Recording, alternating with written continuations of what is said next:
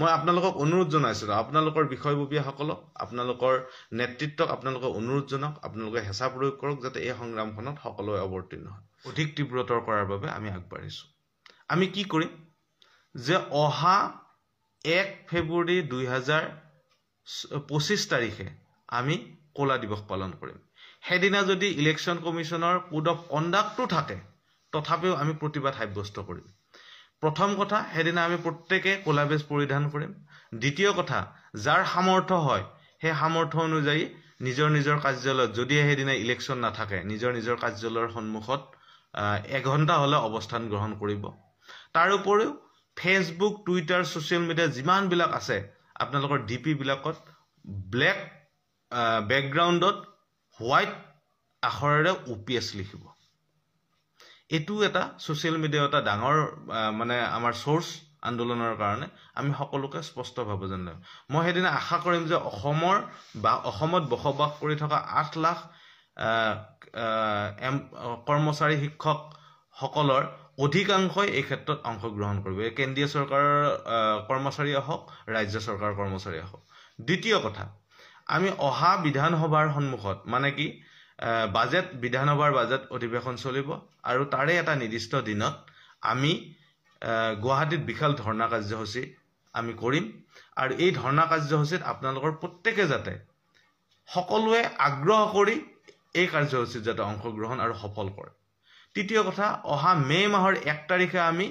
অসমৰ কৰ্মচাৰী ইতিহাসত আটাইতকৈ ডাঙৰ কৰ্মচাৰী সমাবেশ আয়োজন কৰিম গুৱাহাটীত গতিকে এই ক্ষেত্ৰত আপোনালোকৰ সকলোৱে সাজু হওক তাৰ উপৰে আমি বিভিন্ন কেইটামান আমি সিদ্ধান্ত গ্ৰহণ কৰিছো এটা হৈছে যে আপোনালোকৰ প্ৰত্যেকে কাকত আৰু সোশ্যাল মিডিয়াত অসম চৰকাৰলৈকে পত্ৰ লিখক নিজৰ নিজৰ সমস্যাৰ কথা নিজৰ নিজৰ উপলব্ধিৰ কথা লিখি অসম চৰকাৰ মাননীয় মুখ্যমন্ত্ৰী মহোদয় তথা বিভিন্ন জনক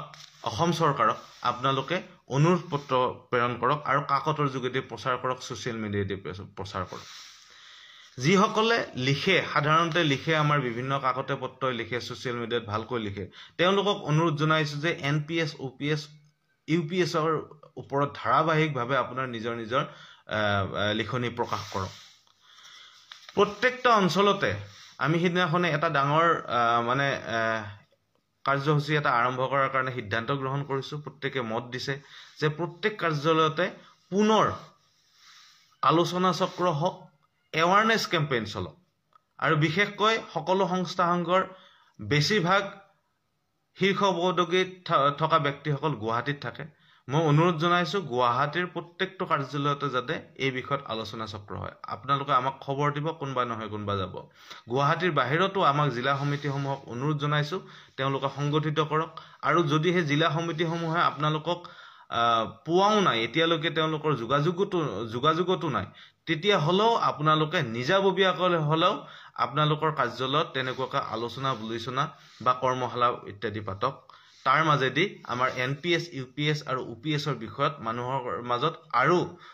মানে আলোচনা বিলোচনা হওক আৰু এৱাৰনেছ কে হওক কিছু জিলাসমূহৰ কৰ্মচাৰীসকলক মই অনুৰোধ জনাইছো জিলাসমূহৰ বিষয়ববীয়া যিসকল আছে যিকোনো দলতে যিকোনো কৰ্মচাৰী শিক্ষক সংস্থা সংঘৰেই নহওক তেওঁলোকক মই অনুৰোধ জনাইছো তেওঁলোকে যাতে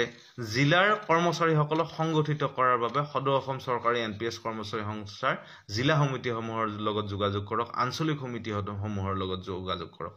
আমাৰ জিলা সমিতি আৰু আঞ্চলিক